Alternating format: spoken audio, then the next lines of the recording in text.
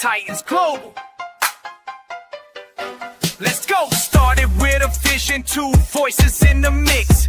Max and Link together, building something that'll stick. Every episode we drop, yeah, we're reaching new heights. Titans Global on the map, burning bright every night. From the first recording session to the fans that tune in, we've been grinding every day, yeah, we're destined to win. Titans Global, that's the name, that's the brand, we the fans. Speaking truth through the microphone, messages that we send. Titans Global, that's the movement. Titans Global, feel the power. Titans Global, we keep pushing. Titans Global, this our hour. Titans Global, Max and Link. Titans stronger than you think. Titans Global, that's the way. Titans Global, every single day.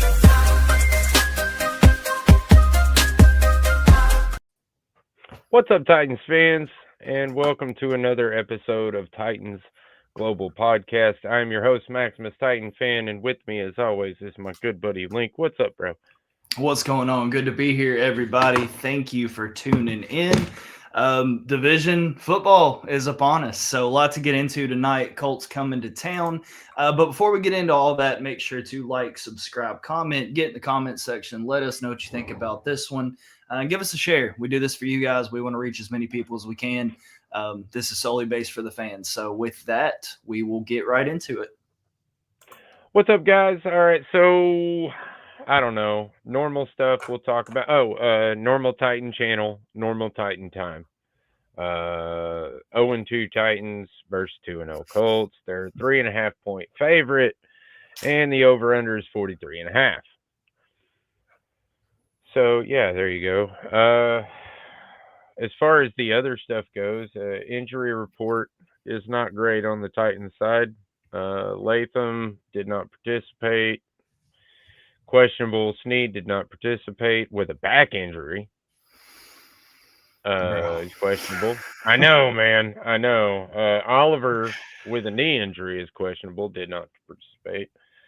But on the more positive side, Sweat, Brownlee, Winston, and Zeitler all participated in some kind of way today in practice, and we actually saw Sweat kind of jogging around on the practice field. I didn't really get to see anything else, but hey, a little bit of hope there, I guess. As far as the Colts go, real quick, have you heard any update on Zeitler? Not really. I mean, I know it's it's a bicep injury, or that's what they say anyway, or that's what it's listed as. But I do know it's like upper body. Doesn't seem to be affecting his legs any. They're running him, on the bike and all that stuff, trying to keep him warm. But I don't. I haven't really heard anything, substantial about that, or worth mentioning. Yeah, kind of rough. Before we get to the Colts injuries, man, Snead, I don't know. This one's the most frustrating to me, just because played a pretty decent game. Kind of hoping he was getting in the flow of things, which, I mean, he's not ruled out, just questionable, but going to be interesting to see. I'm just so fed up with talking about this week to week to week.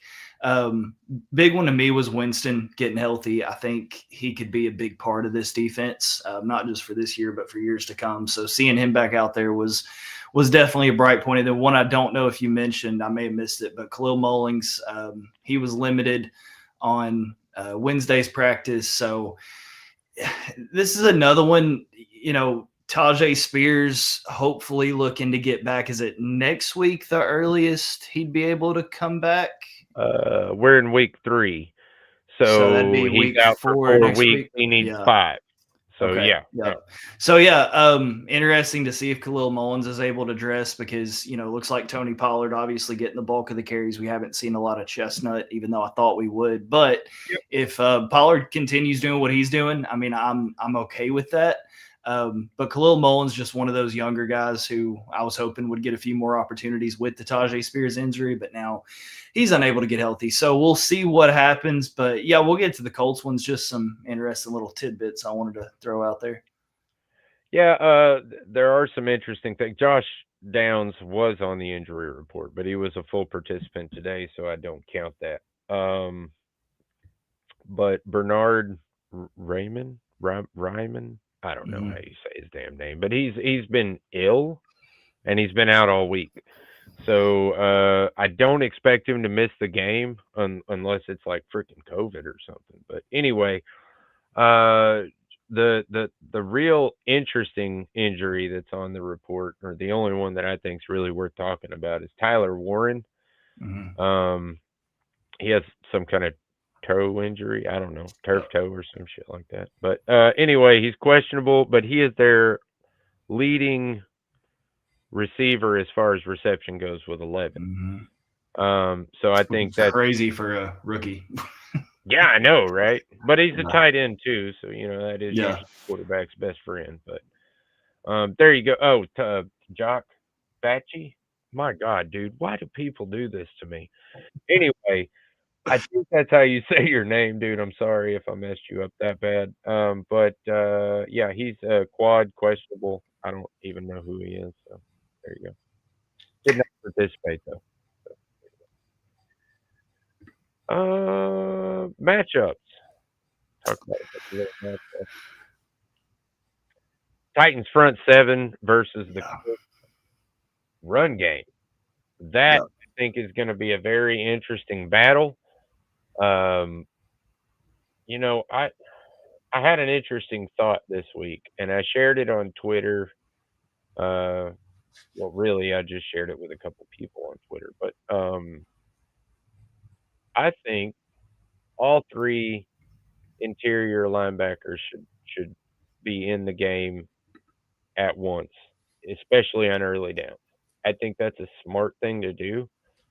All three of these guys, Barton, Williams, and Cedric Gray, are known for being gap filling, run stuffing linebackers. They're also, coverage linebacker. Well, I guess Barton's more. It doesn't matter. Point is, with all three of those guys out there, I feel like we have a better chance. Of course, a couple people threw back at me. Well, that's what Femi is there for. Femi will kind of do that job as defensive line. But I don't know. I just thought that was an interesting thing. We got to figure out something to stop Jonathan Taylor. He burned the Colts, or excuse me, the Broncos for 165 yards on 25. It's pretty nasty. But he had a 5-yard average in week 1. He had a 6-yard average in week 2. So it seems like he's just getting better. So we really need to bottle him up. Yeah, no, I don't disagree with you. The only thing that concerns me there is James Williams hasn't taken a defensive snap through the first 2 games, which is absolutely nuts to me. So I don't disagree on the scheme of that. I just don't think we see it. And I really don't understand why. I'm still kind of at a loss on why James Williams has been pretty much inactive on the defensive side of the ball, or has been inactive on the defensive side of the ball. He's been used pretty much only in special teams. So kind of blows my mind because, again, that wasn't like an outright Cedric Gray came over and took the job. I mean, he did, but it wasn't because Williams did anything wrong. It's just because of how good Cedric Gray looked in the preseason. So I don't know. That's baffled me for the first 2 weeks. I'm really not going to believe anything different until I see it. So yeah, I don't know. I just don't understand that one. But you're totally right on Jonathan Taylor. 43 carries, 236 yards, 5.5-yard average. Already has a big run of 68 on the year. He's pretty much completely owned the Titans since he's been in the league. He's kind of done whatever he wants to do. And his offensive line is really nothing to snub about. I mean, we kind of went into this season thinking that Indy was going to be bottom of the pack when it comes to the AFC South. And now here they set it 2-0, and everything seems to be working and clicking. So it's definitely going to start there. If the Titans are going to have a shot in this one, it's going to start at the line. you're going to have to find a way to limit Jonathan Taylor. He's going to get his yardage, but can you not give up the big runs? That's going to be the biggest thing to me. I can live with the 3-4 yard carries. It's the problems I've seen in the secondary with tackling once he gets to the next level that really scares me in this one. So you're going to have to prevent that. T'Vondre Sweat, really hoping he's out there for this one. That's going to be a huge part of it. I think Jeffrey Simmons can do a lot, but I don't think he can do it all. So it's going to come down to guys like Sebastian Joseph Day when he gets his opportunities to be able to stop the run. But we'll see what happens because, like I said, Jonathan Taylor's kind of had his way with the Titans since he's been with the Colts. Yeah, and it's not like, he's doing shabby this year either. But while we're talking about linebackers, and I'm trying to be a little positive here, there was a post about Cody Barton and the interception that he made in the game, and it just goes to show a little bit of why when I was talking a couple weeks ago or a week, I don't know, maybe it was last week.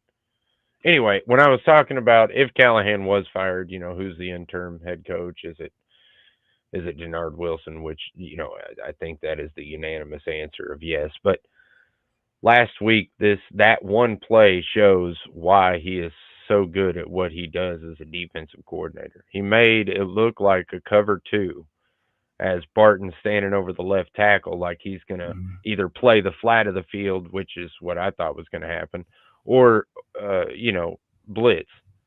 And all of a sudden, he drops back into coverage right underneath his primary receiver and steals the ball. Yep. I thought that was, I loved the play when it happened. Of course, it got me up off my couch. I was yelling. There was a few moments in that game when I was yelling. I was yelling when DK, got to the end zone because took so long for that damn flag to come out. I was so excited about that.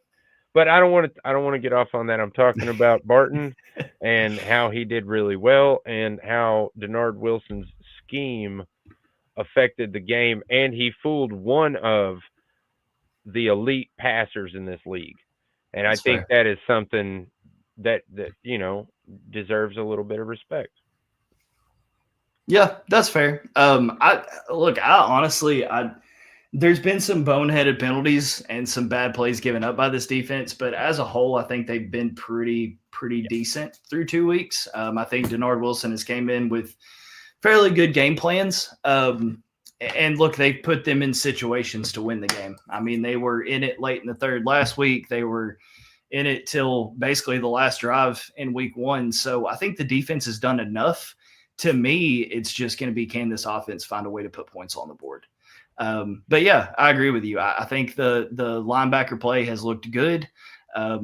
I even think the defensive line as a whole has looked pretty good. Again, just some boneheaded penalties and a few plays here and there given up in the secondary.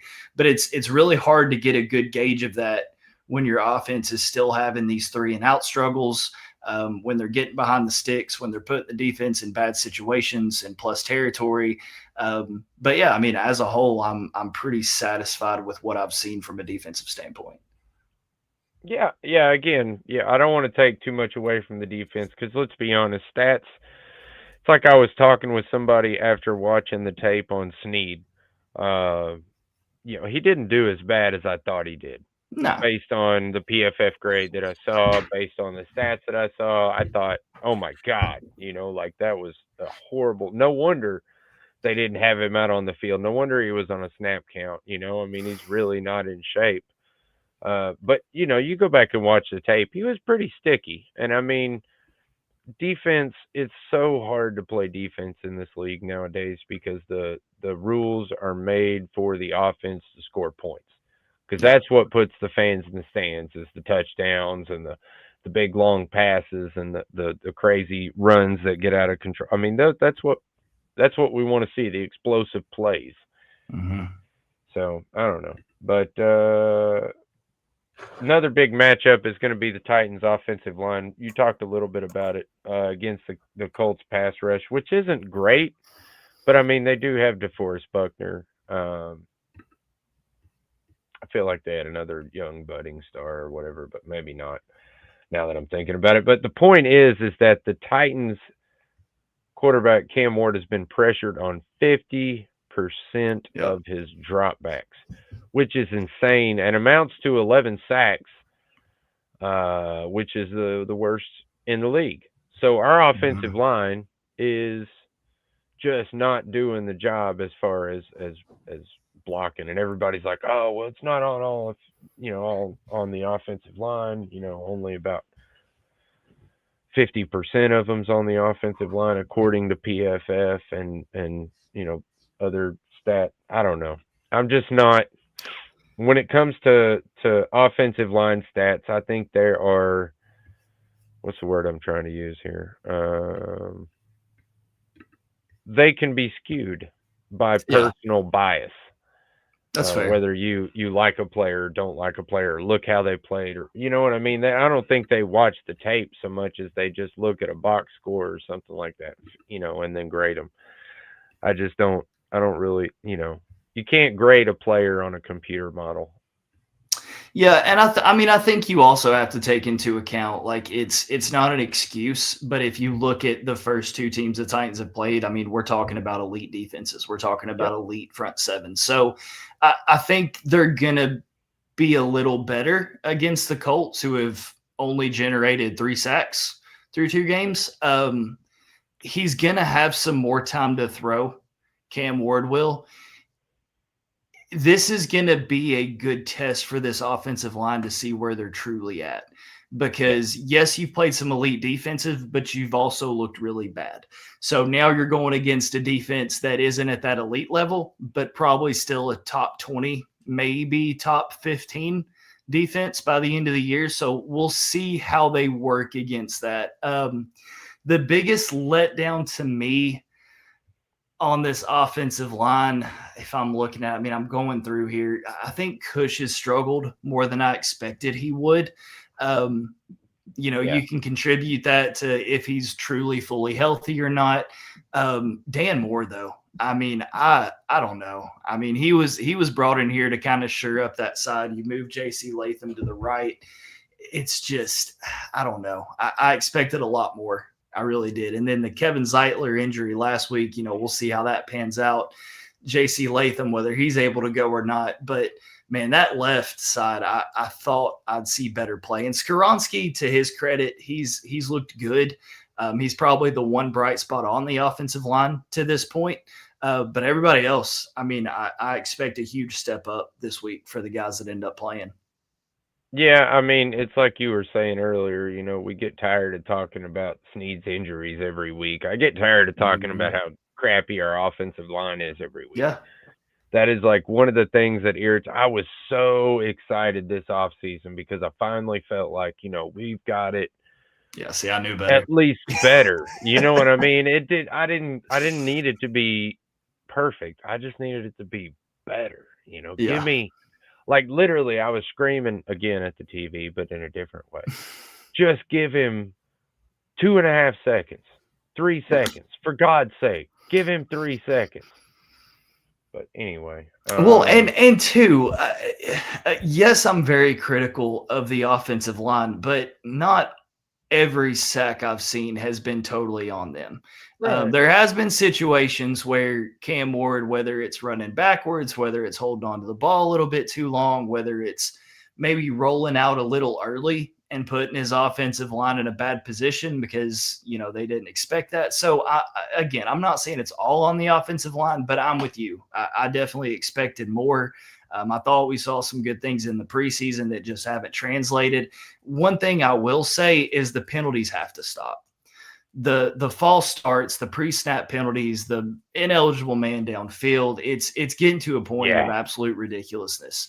And some of that's on the coaching staff, some of that's on the offensive line as individuals, but that has to get cleaned up. And you see Brian Callahan in these post-game press conferences just at a complete loss for what to do.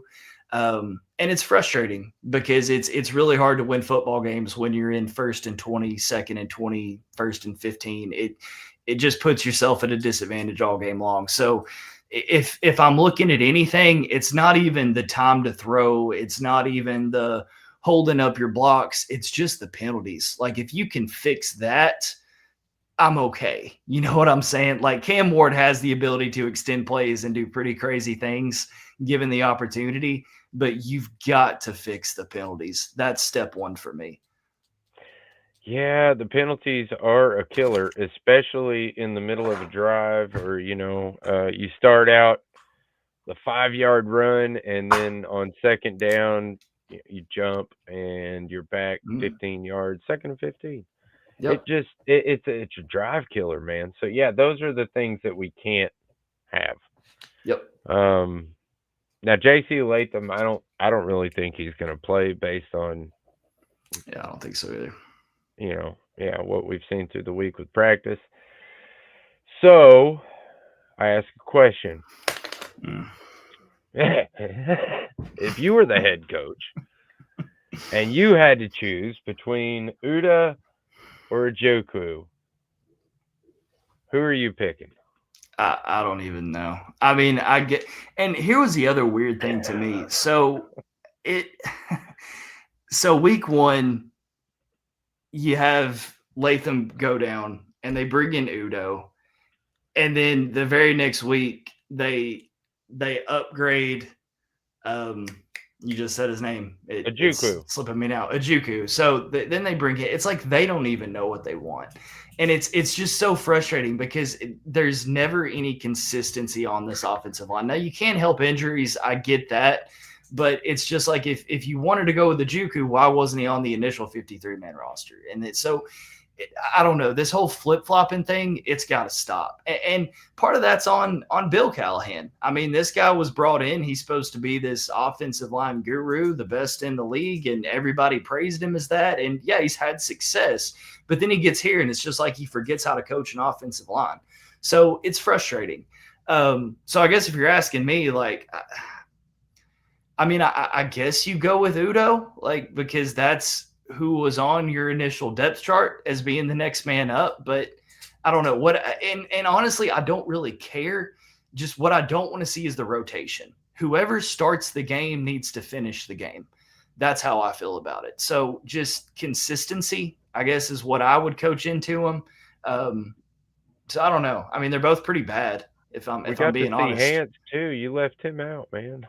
Yeah, I don't know. I don't know that you really have a good option at this point, but we'll see. I just think whoever starts the game needs to finish it, in my opinion. I'll say this.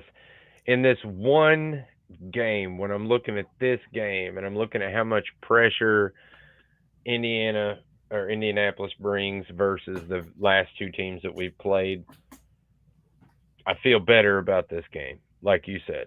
And because they want to control the clock, I want to be able to control the clock or throw the ball if I want. So I want the bigger guy out there. So in my personal opinion, I would put Uda out there and let Njoku sit this week or whatever. I don't know. Njoku does look more athletic though, and he does look better in the run game. So I don't know. Flip a coin, dude. I don't think it really matters that much. That's what I'm saying. Hans couldn't do anything either. I mean, the only reason he had a halfway decent score was because he only played like 10 or 12 snaps. So, yeah, man, our right tackle, it's an issue until Latham gets back. And the left tackle surely is an issue because Dan Moore is God. And we probably should have seen that coming. Like he did. What? Like looking back at it, he did give up a lot of sacks last season. I think we just thought that the veteran mentality of bringing in a guy like that was going to help. But yeah, I did expect more. I tell you, and I said it when he was signed. I remember putting this tweet out when he was signed. I expect Dan Moore to do to outlive his contract, I think is what I said. I expect Dan Moore to outlive his contract just because we have Bill Callahan, and he will coach those little things out that he was missing at the Steelers. And here we are, and I am just like eating so much crow over that, and I I don't know what's going on there. I don't understand it. I don't get it. You know what I mean? Like I don't know. I just don't. I don't really understand it. I don't. And then when you hear, you think to yourself, well, Brian Callahan's not a good play caller, but maybe we've got one on the coaching staff. Maybe if you let Holtz call some plays, but then you hear the dude in an interview talk about how we can't get we have to play certain plays because we're behind the sticks on second down, and you run up the gut 55% of the time. No shit, that is the exact stat. 55% up the gut. That's insane. That is insanity. Especially in the first Pollard. 2 games. Well, with Tony Pollard in the first 2 games, where their elite players are right there in the gut. So I don't know. Where's the screens? Where are the things that Tony Pollard does well? You know, like I don't get it. I don't know. I've had a couple of my really people who I actually look at and think, well, they have really good football knowledge and they know the Titans.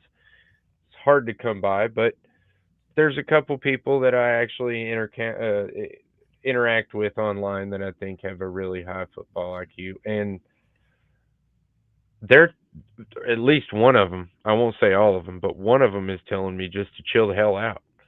And that Bill Callahan's got it all under control, and I'm overreacting because the plays are it's not the play calling, it's the actual play execution. And I told him, I said, you know what, man, it might actually be that, but we can't tell right now because everything is so bad. So the only thing we can really point to is Brian Callahan. So that's who's taking all the heat right now because he's the head honcho. He's the man. He took the job. Do the job. But I don't know. It's kind of like the quarterback. When everything's going right, they get all the praise. When everything's going wrong, they take all the blame. It's the same thing with a head coach and a team. So get used to it. Yeah, and again, and I said this last week, and I mean, I wasn't going to go here, but you kind of touched on it, so I'll go here before the break. This is a hot seat for Callahan. Like, this is a hot seat game. I think that this is a must-win situation, and I'm not saying he's fired if they lose, but just for the future, this feels like a must-win situation. You're at home. You've got a divisional game. You struggled the first 2 weeks. You're 3-16 as a head coach of this football team. And like last year, we kept saying, well, look how this coach started and look how this coach started. But now you're at that point where it's like, okay, this is when those coaches started to turn things around. We just haven't seen, me at least, I haven't seen progress. I haven't seen development. I think you have a lot more talent than you had last year, given a lot of that talent is young. But I think you still have more talent. You should have more tricks in your bag of things to do. Yes, you get some grace because you face 2 of the best defenses in the league, but now you're going up against the Colts at home. Like, this is the game when you expect to see something different. This is when you expect to see change. And maybe you see that, and then I'm okay. And, we move forward the rest of the year and see how it goes. But if they come out in this game and they look flat the same way they looked in the first 2, I think that's a huge tell about Callahan and his future in Tennessee. Yeah, no, I totally agree. I think this is a huge game on many different levels. And I do think it is a winnable game. And I'll tell you more about that after the break. We are going to take a short break, but hang out with us right after we come back from the break. Scoop. So here we go. What's up, Titans fans? Maximus Titan fan here. Are you in need of professional excavation services? Look no further. Red Zone Builders has the expertise, experience, and equipment to handle all or any excavation project, big or small. Whether you need land clearing, site preparation, trenching, foundation excavation, or any other excavation services, they have you covered. Their team of skilled professionals work diligently to ensure your project is completed safely, efficiently, and to your satisfaction. Trust the experts at Red Zone Builders to get the job done right.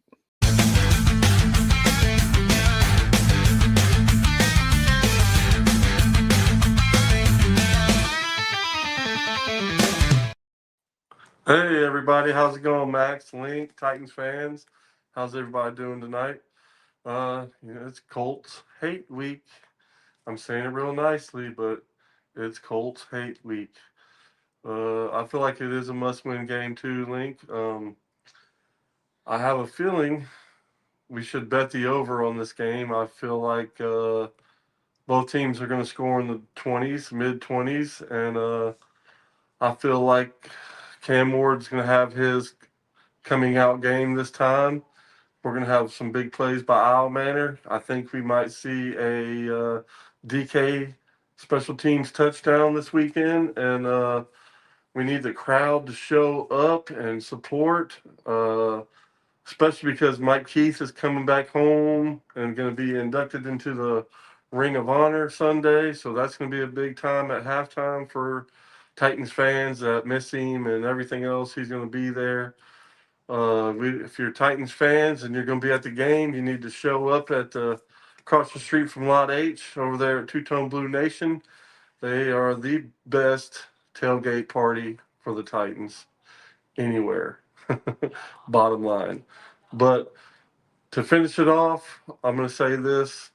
Titans win 27-24 and a close one. We're going to have about a 50-plus field goal by our man to win the game. And tighten up, everybody. See y'all Sunday.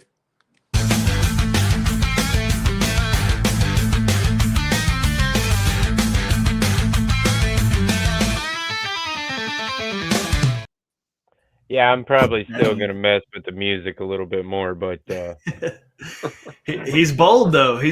Game-winning field goal. I like it. Hey, and shout Colts out one hate thing week, you baby. mentioned. That's right. And one thing you mentioned. Shout out Mike Keith. Dude is a Titans legend. If you haven't heard him on the Vols broadcast, definitely worth a listen. He's absolutely killing it over there. I hated seeing him go for the Titans, but I tell you what, man, there could not be a better voice of the Vols. I love Bob Kessling. I loved what he did for the Vols, but Mike Keith, that's where he belongs. And I loved him with the Titans. I think Zarzar's good. I've got no complaints on Zarzar. He's real good, man. He's growing into it. But man, I don't think anybody will ever outdo Mike Keith, but like I said, if you haven't listened to him calling the Vols games, it is worth it. I still mute my television, put my headphones on. Touchdown Big Orange that's my new favorite phrase. So all right, oh yeah, he is good. But him and Ramon are doing a good job together. They are, but very deserving of the Ring of Honor. To put Mike Keith in the same conversation as Eddie George and Steve McNair. Football, right? He's a non-football player going into the Ring of Honor. Right. Incredible. Yeah, so shout out Mike Keith. I'm glad you brought that up. Yes, sir. Yeah, man, I honestly hate the fact that he left, but I so respect, that that's his dream job and all that stuff, and it's but people even my wife, even my wife was commenting because I was watching some highlights or whatever, and he's on there and he's screaming touchdown Tennessee, and she's like, that just sounds so weird. She's like, I just expect him to say Titans, Yeah. Right. But the sack is still the same. Sack's exactly the same. Oh yeah. Oh man, love he Mike was on Keith, fire man. on that Cam Moore touchdown throw. If you haven't heard the call, man, it was amazing. Yeah. And I'll be honest, I've met Mike Keith multiple times in person, Me too. And the dude is just absolutely one of the most down to earth. Yeah, I was gonna say, he's just so cool, man. Really enjoyed him being the voice of the Titans, and very deserving to be inducted into the. Absolutely. I'll tell you the Iowa Manor touchdown was right in front of me, bro. I seen Cam go boom, boom, boom, boom, boom. I mean, right there. That's right in front of me where he caught the ball. It was crazy. Oh man, I would have loved to have been there to see Cam Ward's first touchdown, but that's okay. I think I'm pretty sure anyway. I'm gonna go this week. We're gonna see 2+ this weekend. I honestly hopefully more to come. They're about to unleash the killer Cam. So basically, I said that the Titans are going to win this game. And I think, I even said it at the beginning of the season. I said this is our most winnable game because it's the Colts and, blah blah blah. Got Daniel Anything can happen.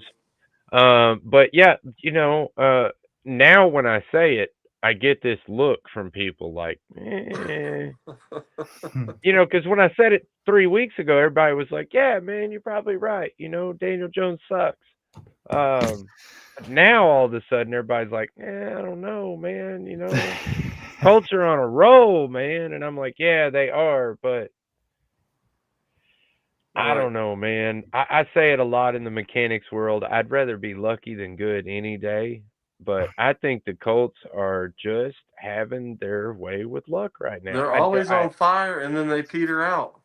I just feel like, and also I feel like I said earlier, the key to the game is stopping Taylor. If you can stop the run game and just shut that part of the game off and put it all on Daniel Jones's shoulders, I guarantee you we will win. Period.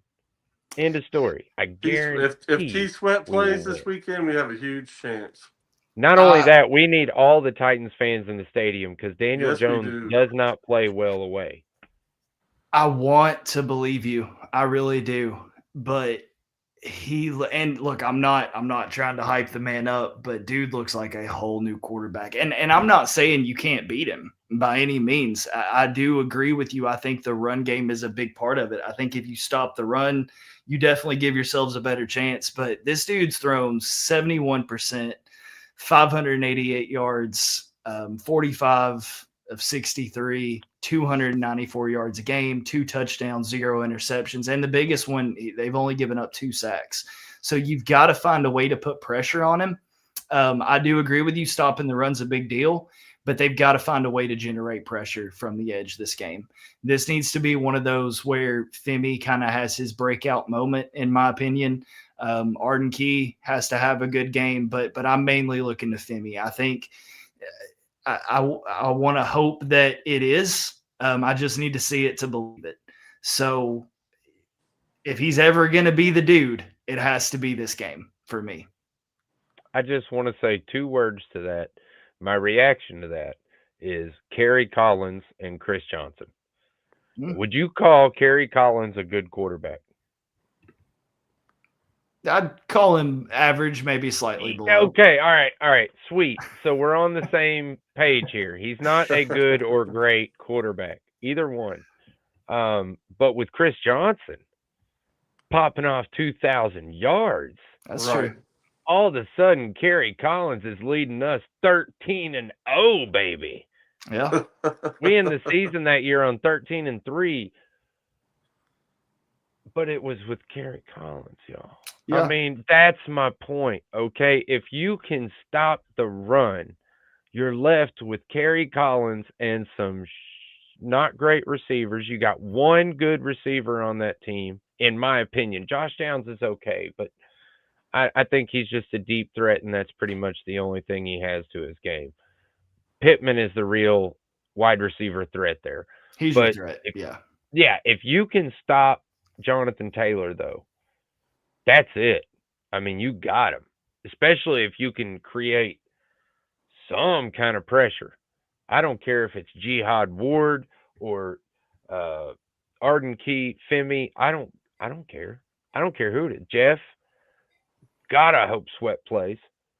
If he doesn't, then I think, it might change my outcome just a little bit. But I don't really expect Sweat to play, and I still think they're going to win.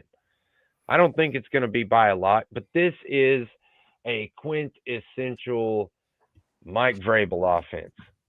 It's run first, use your big, nasty offensive line to beat up the defensive line so that on pass plays, they're not quite as reactionary as they are. You know what I'm saying? It's a chess game because of the way that they play football. They hold the ball, they run the clock out. It's Mike Vrabel, dude. We're playing against Mike Vrabel's offense, 100%.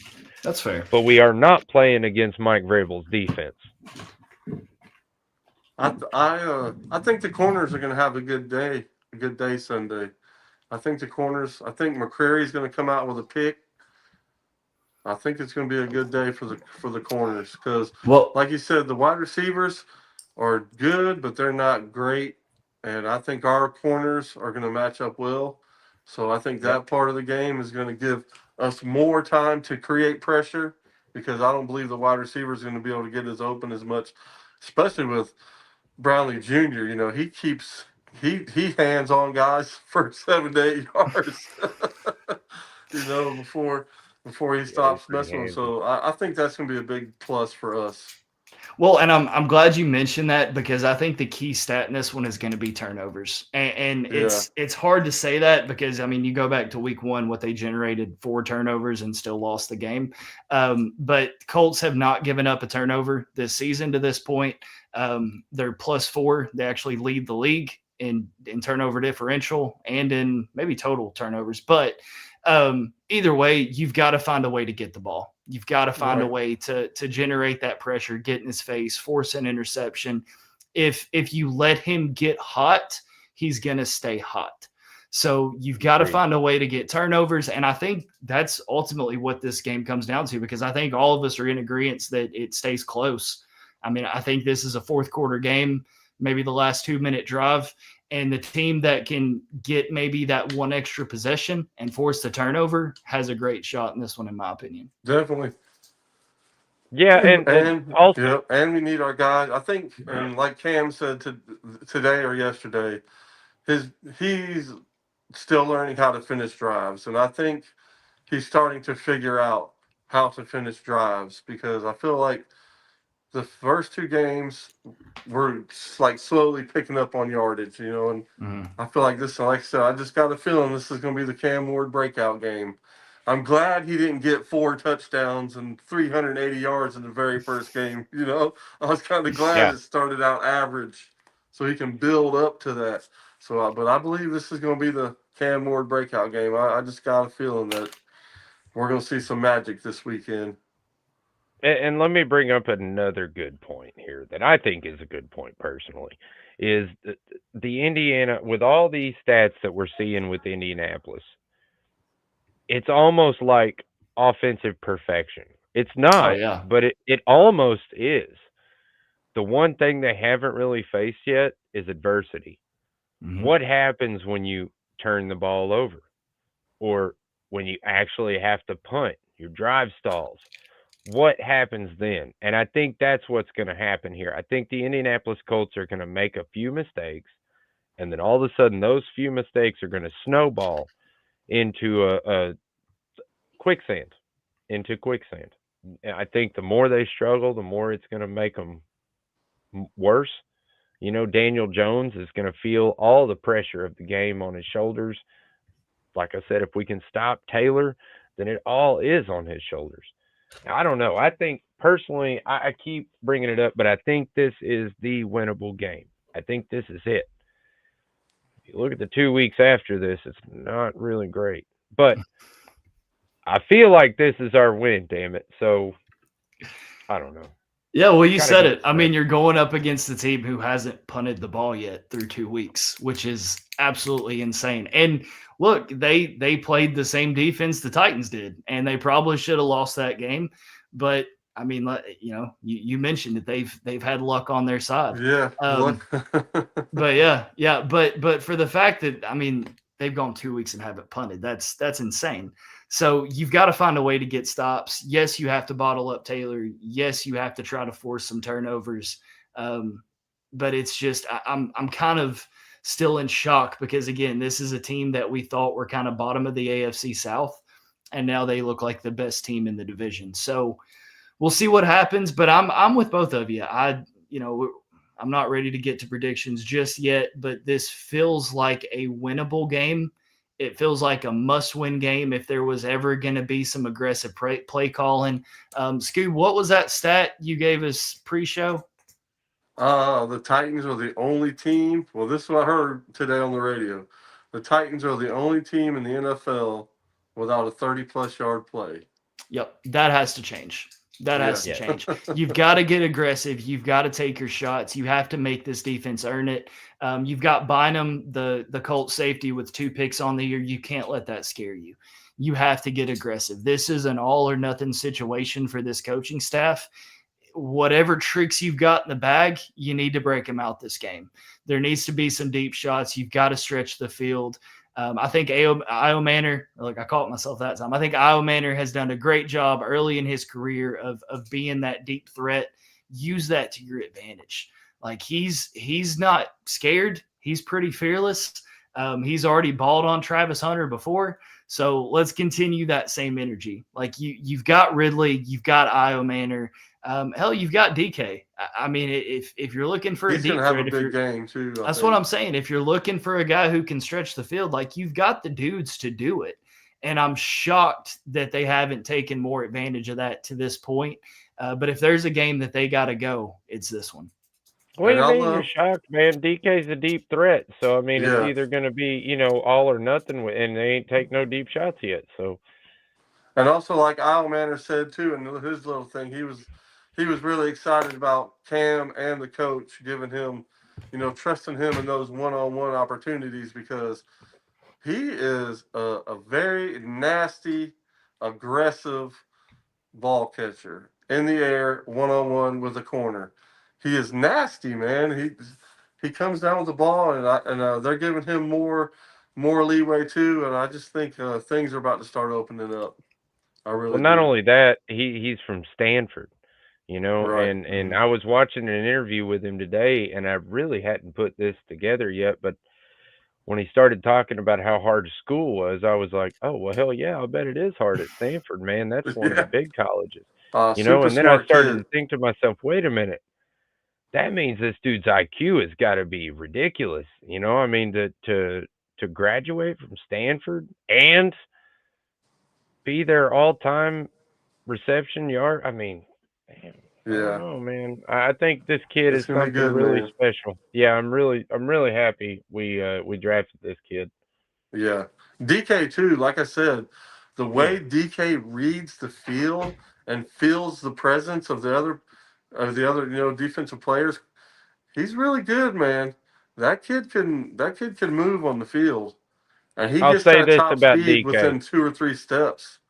I like DK, but I feel like I see something in the tape that he tries to break it to the outside too often. Sometimes you need to take that inside cut and then break it to the outside. You know what I mean? And he'll learn that. But I was going to say it's a learning curve thing. And did you notice after the first 2 kicks, the kicker started squib kicking him every single time, so he couldn't catch it flush? Yep, I did notice that. And I'll also say that the ball security thing has got to be emphasized right now. Watching that ball, when I was on the end zone, watching that ball come at him, I'm like, there's no way I can catch that ball. That's that a good thing point. was doing all kind of crazy stuff, man.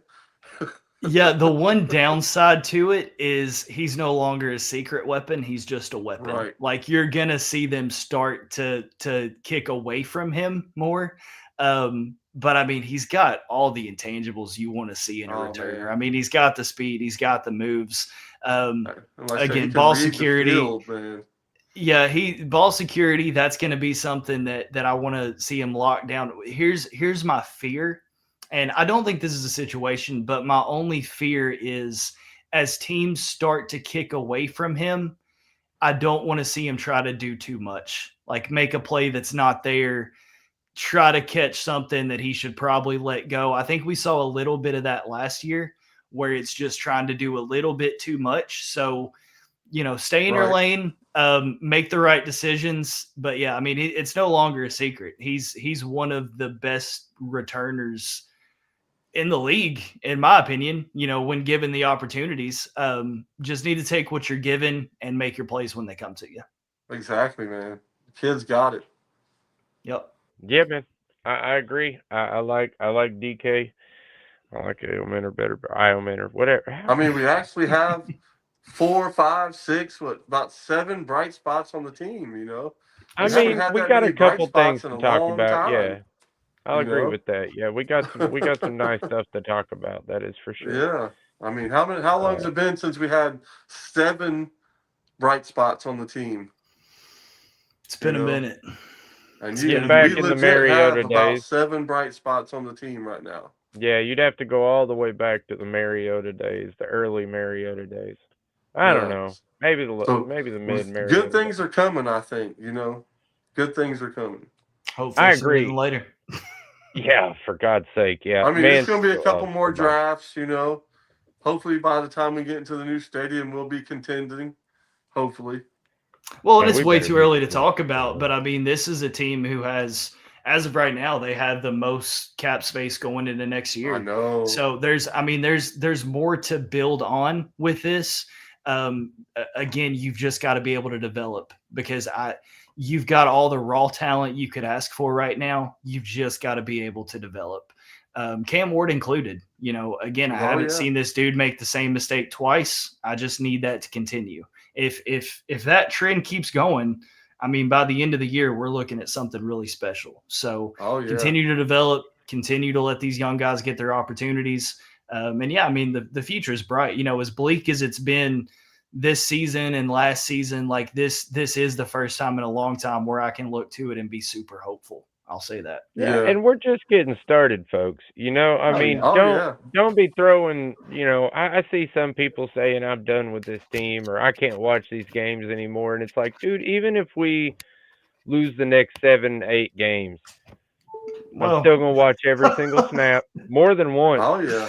I'm sorry. It's just who I am. I went through the 3 and whatever seasons with Fisher, the 3 and 4 win seasons with Fisher. I'm sure not going to give up on this team right now. It looks like we are trending in the right direction, especially with the quarterback that we have. I put up a thing on my social media where it shows all the quarterbacks through the first 2 weeks, the young quarterbacks anyway, that's been taken in the last couple drafts. And I'd simply posed a question of would you trade Cam Ward for any of these quarterbacks?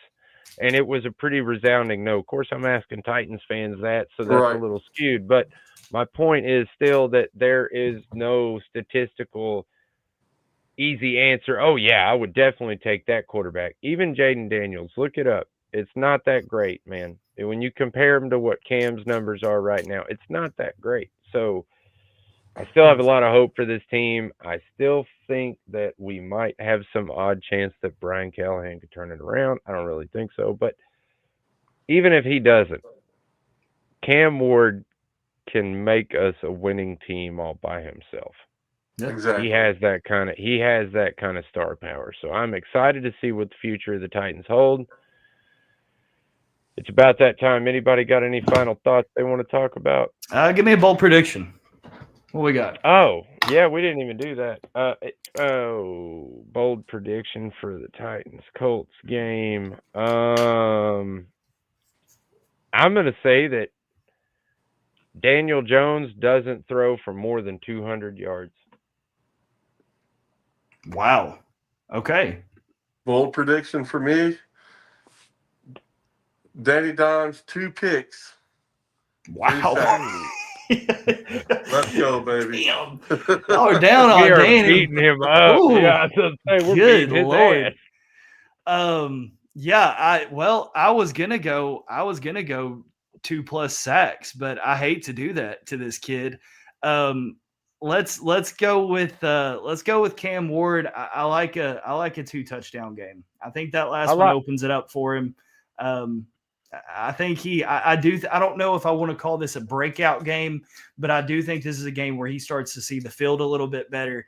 You're not going up against the same defensive you've seen the first 2 weeks. I think he sees some things he likes. I think he takes a few shots, and I like this to be a 2-touchdown game from Cam Ward. Yeah, I like that. I also think that we start seeing a trend of him using his lower body a little bit more. I know he doesn't like to do that in games. He says he wants to be a pure pocket passer, and I get that. But right now, in the game that you're in the system that you're in, I think the best thing for you to do is create everything you can because it's mostly on you, bro. We love you, Cam Ward. Yeah. Titans fans, show up, please. Stop selling your tickets. If you got somewhere to be, I understand. Sell them to another Titans fan. Whatever family. But if you're just sitting on your couch and you're selling your tickets, shame on you. Show up to the game. Support the team. Tighten up. All right, hell yeah. So That's Scoob right. gave his prediction. Max, you want to throw yours out there? Oh God.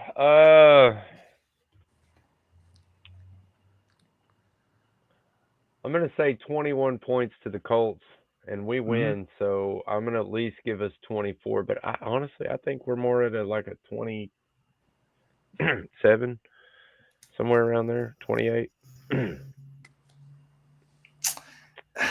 I struggle with this one. I do think it is a one possession game. However, I think it's also low scoring just for the simple fact that both teams are going in with the same mindset of control the football, keep the offense off the field, run the ball, be successful there. So I'm gonna call this a Titans win just for the simple fact that it has to be, in my opinion.